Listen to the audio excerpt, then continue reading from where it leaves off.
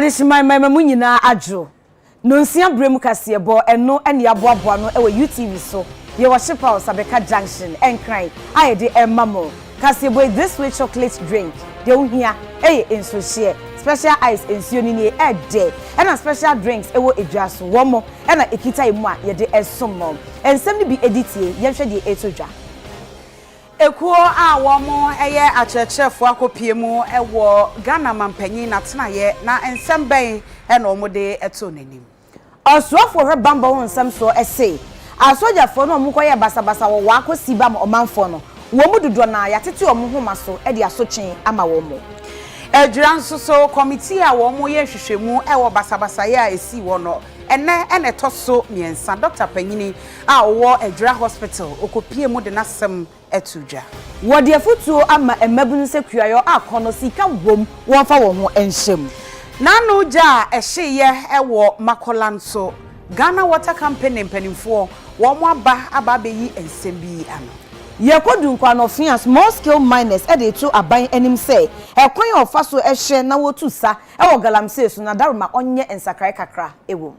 Ensem pi ka ho ne de brem wo kasebo emimidi de Akosua Sarpong mene Obahima Afia Asiedu afi kasebo no emu ensem enie of teachers ye twanitia eka no nat wo makopiem ewo omampanyin atenaye na eho ena panyini ana president ya oda nat ya no eye era Philippa Larson wode ato mampanyin enim se wo mo be mana mo ewo nkunimdi a wodi no afimpinu ne aduo no eno achi no wo mo nyamfinhia aduokono nti wo mo to nsa e de afre no.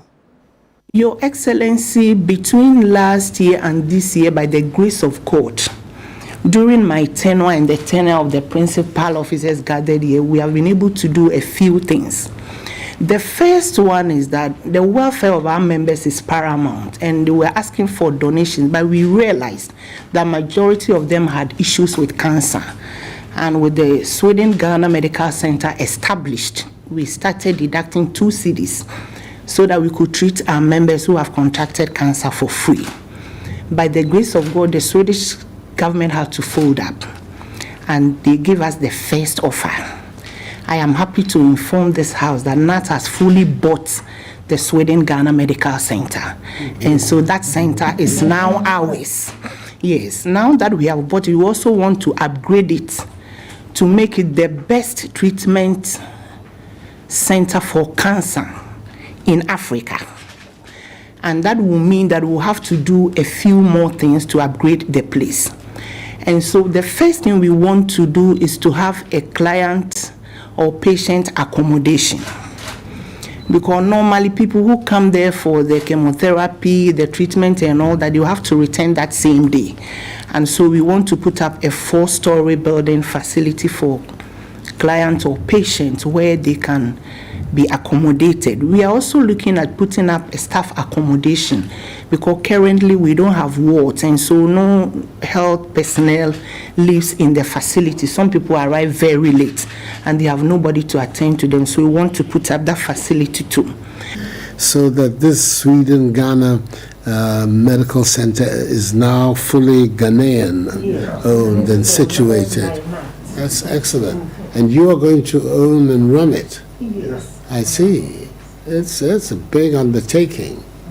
Yeah. And I think that it is a kind of undertaking where the government should find a way of supporting it. These are the initiatives that any well-meaning government should find a way to support. Tax waivers is not a matter just for me. I can initiate the process, but ultimately it'll end up in the parliament. They are the ones who have the power to do that. But there's a process.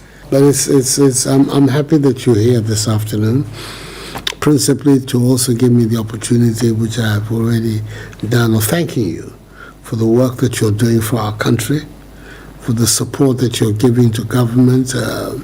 These reforms that we're making in our educational system are not easy.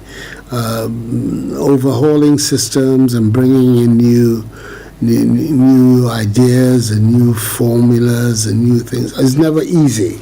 Without a solid educational system, it just will not happen. And for that to happen, the reforms that have been initiated by the Ministry of Education on behalf of government are ones that have to go through, and we're doing it, and we're requiring your support for these initiatives to be able to succeed.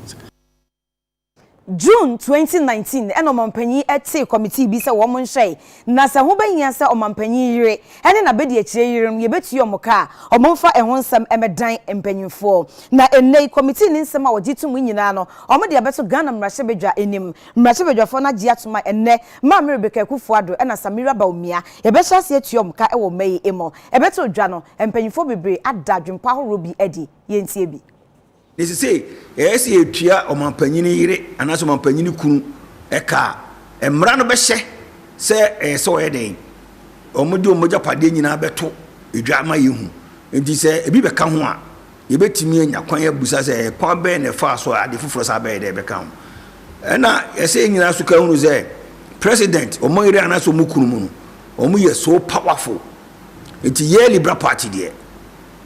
If we say penifo a omotena se omo yehwehwemu no ehu se ese yetua omoka nyese ne ne betua omoka o ade ho dada yetua omoka na mum ne yemfre ne salary ne yemfre na allowance etie ne na yaba be ne salary ne de obi anim zika potia ye de ma wo mubusumi bia unlike allowance de ase de ho ne yibi monje de ho ne de ma mo yentu din ti no ene kura betimi anwunu yen asene se ya to di no nti to di ni de ni se bosumi bia sei ne de ma wo mo na eda ho yes obia betimi abu hu akonta nti me fi se mpedifo o mo atena se o ma adwene ho saa no o ma adwene papa e de ma o man no na me ni se nuan mu bi kasa se o ene fa ko school dan ene fa na nye bia wo kona se ko to se o ma panyini yire o gina dwom ton ade a nti wa de be na be ka fa ho I say your boss idea we go. Now Ghana for so long as I'm in this yempene Emma Sadio way yemfanye adwuma. Because position now first lady ni second lady one a ceremonial appointment. A ceremonial appointment. And there's a movie there mo so mo metua me yere so ka bi mami. Because there's a me na my friend first lady bi. It doesn't make sense. It doesn't make Ghana for ye wonim die pa ye sua die ye nimra ye top lawyers. Now do you a lawyer? And a very good one at that. Ultimately, to concord to all this emoluments, you know where you can. It doesn't make sense to me. And I want to say, Sadia, can about sparsity. I started from President Akosua time. And you must just you cannot be paying our first ladies at the blind side of the law. Move law no fayechi and pass it because more majority of parliament. They say parliament, you know, a threat to a democracy. Now, until somebody and by Camry, no Ghana, and every week something will come up. Nana me who say yampany for no Akosua no pesumbuye. O mine no edru say. O could do my binom from Sunny Benino maybe and phobia who is obia hotono. But look at the situation in the country now. Obia ho kire no eni ma ebeka ho asem ko an omo ye eni kwa se basa me de betumi a esese omo reject saade no totally omo so ma approve a minim ya approve kran so yanka se ya dwene ho asinde ye wi ese ye ko ma bag ye ko bag de ti no from 2017 or so yanka kriti arrears ni ade dem fama dipa no me ba che we nye se oko school enna wa pass and we in so chira de na yeseo anaso ye national service achi de yenko back date no inti mestre sa ekwan a move amayofo ede nam so o memu no enye yenko egu apatase a omoko school yenfi omom na egu form sisi akra de ade ensan kitimi dwene ho kase ne se yuta abano and ebin mu attain edu 16 years by 8 years time obi epedan han and more dem ti dem sisi mpo no omunya bi enye scam fan han sabi ne senka me fo dwene ho se momyenko kaso akwaso momyenko eastern region momyenko region by region ni empebe ni empe affordable house bi chimbe ho seponti yi kwandida dem ya ho asphalt e de light nyina ko youth no ye ya pani amagrity won no so e develop wo so area na nke yekoyenim empanyimfo nwene ho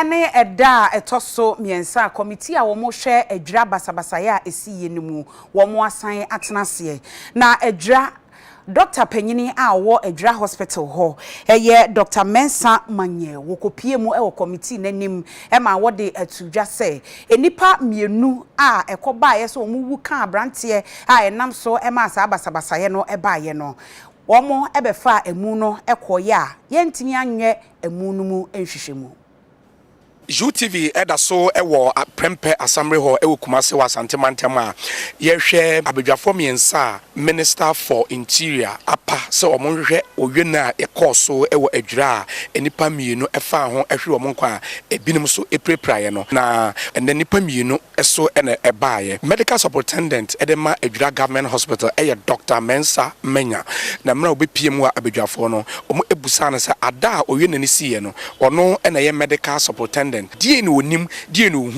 ask you this question in special reference patients who were brought there as a result of some shooting in Akosua on the 29th. Please tell the committee if you have any information on these patients in relation to this incident. I saw two young men, one by name Abdul Yusuf, who was brought in there. The other person was also rushing. He was having difficulty in breathing. Shortly, others were brought. In all, they were 4, those who were injured. But the other 2 were not severe.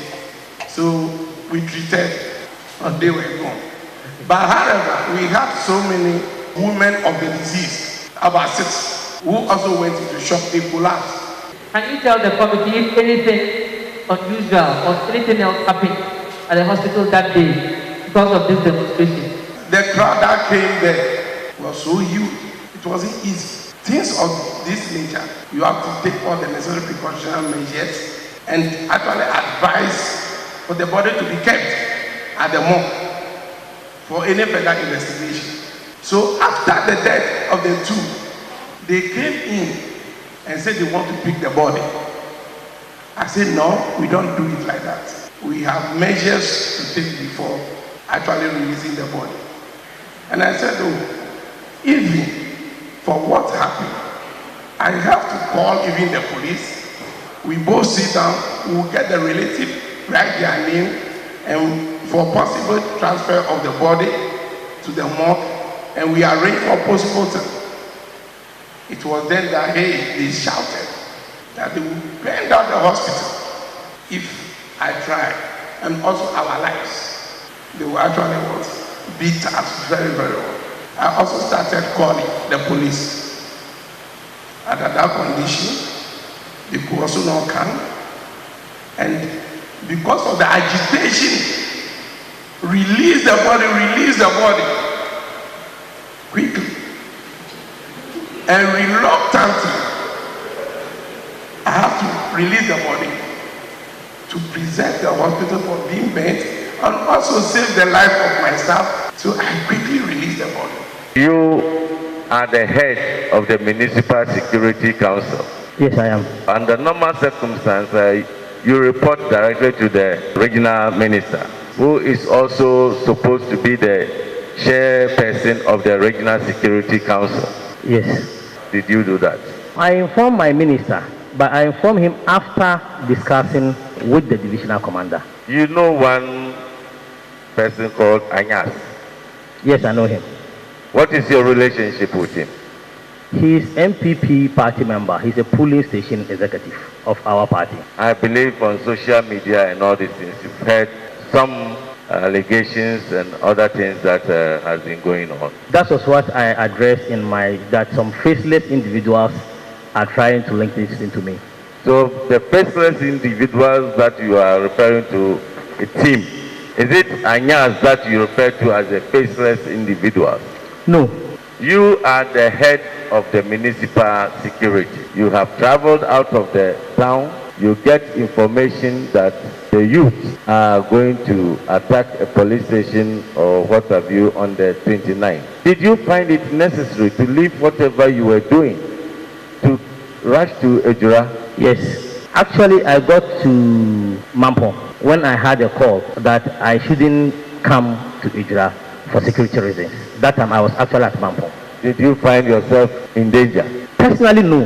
Then why didn't you continue? Because you see, if you are a father of the house and somebody tells you that your house is being attacked with your wife and children in the house, you decide not to go there because you know something might happen to you. That is not what I'm trying to say, but the security on the ground, we are working together. So if they advise me and I didn't listen to the advice, when something happened, then they will say we advise, and then he didn't heed to our advice. So you thought about your personal security as against the entire community security?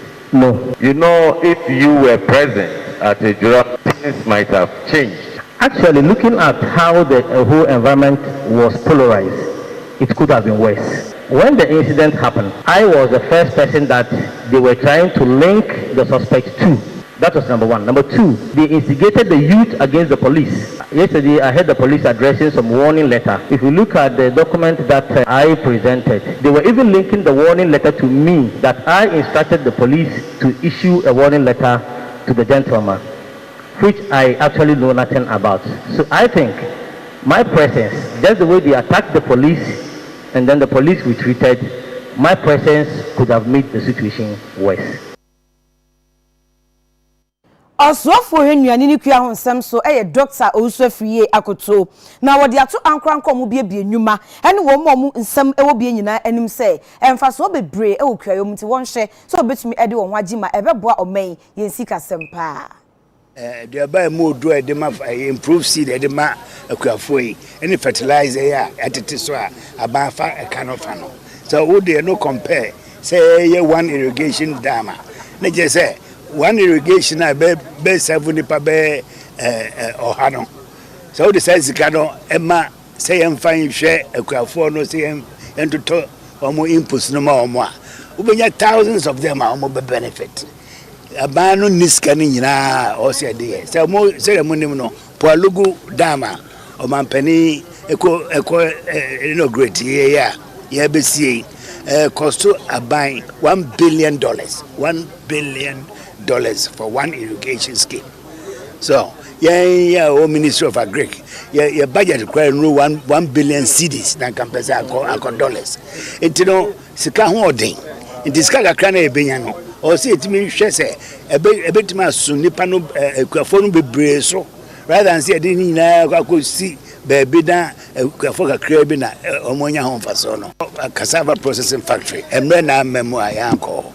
Obi so edinisika akohyem aye no kase pa te said the anra ko hu say obi edinisika akohye maize processing mu any tomato processing mu no eno na e private sector ena ebemu because aban ni sika o de be sa anema no ena aban so kra o sika o de be sa anema na mo kai kwa me nkroma time no ya di sika nya aban no edinisika ya di Ghana for sika ko hye sa anema enyuma ni nyina gui because nkofo ya na e dey gu ebotom ya mfa sika no enkoma ban na ban e dey ateteneka no private sector is the solution for this country when it comes to agro processing me ya metiminya BADD esa timinya bi etono editua member school fees me baba ko wa UDS wa campus enu amu na me detua na fees o ha tama na yedua bro na in fact obesu because we are borders obie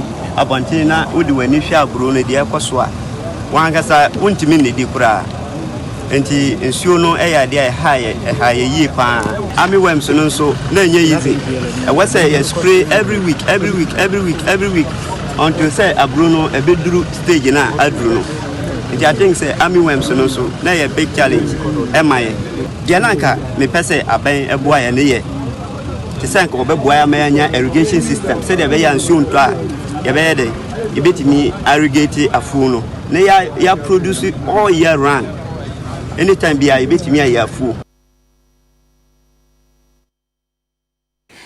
krata bi ababeto yapno so sa krata yi efri Ghana Bar Association lawyer for enkabomuku aiwo omeimu na sa krata yi ensem a eka no eye enwoma hodo a ekoso ewo omeimu eno na Ghana Bar Association wo mo eche se ensem ahodo bi a epiepie basabasaye menteme ho ase a epiepie ewo omeimu ema omeyi bambo nsem entumi enyina ne naso sa yie eno nti security agencies wonum ho ebon nsem a eba ne nyina mu no esefata se wo mo ebehwe na wo mo nsem no wo chese de edi kan basabasaye ema ne hom ne so Tachiman South constituency afimpinu ne aduonu a yeto aba enam so ema nipa mienu hwere wo mo nkwama ebinum eprepraye de etoso mienu eye etututu ekoso Ablekuma Central constituency eno national security for na wo mo nkrofo ehubon mu asojafo ehubon mu enam so ma nipa bi ewuye ma ebi so epreprai ni nyina no afimpinu ne aduonu aba yeto ye afei de ekoso City FM City TV eno ye made a etoso du baako national security for koyen centrofo bia eno ye de omo koye ma omo soso ye bo wo mo no eno so omo kasa se wo mo kasa etia de etoso enan wo chese nipa mienu anano wonum ewuye ni nyina no eye adwra ene security personnel ntem eno so ade bia omo kasa etia ena afei July da di kan de esi ye ewowa mobile phone hunti wo chese asojafo tisi kwamma wonmo ebro nkrofo no wo si sansem we nyina no wo mo kekambo mu a ade bia ha adwene eti akoma etete omanfo enti Ghana Bar Association chese wo mo hu se nkrata nso apiepie free sa bambo adwumakuo yi wo ne nyina ababeto edwa ebeto odwa no wo mo chese o mu ye hwehwemu de wo mo kan se san hwehwemu na wo mo ye no wo mo bompa ye se san hwehwemu no emu beda ho fan na wo betwa afane nyina na watimia ahu na emu ada ho na aye pepepe wo mo hu bom mu no se koba se ehu se de omo ye no wo ma anye ni ya asotwe bi e fata emra bi esese ye didi wo mo no ese fata se etimi ekoso sa na omanyimu a ye wei emra na ye de eye adwuma sakrata yi epie ye ora Anthony Forson Jr. ono ye national president ora yaw Sarpong Boafo national secretary womo na womo nsa ehye sakrata yi ase a womo eka ensema hodo a ekoso wo memu a ni nyina bambofo ho efafamu se esese womo boye ho ban na emume na womo nsa yoso ema menteme ho ase ekoso no enya ade a eye ade e ya ahomeka na womo kasa etia ewo ho yedi kase boy eko ahomjie mu ye basisia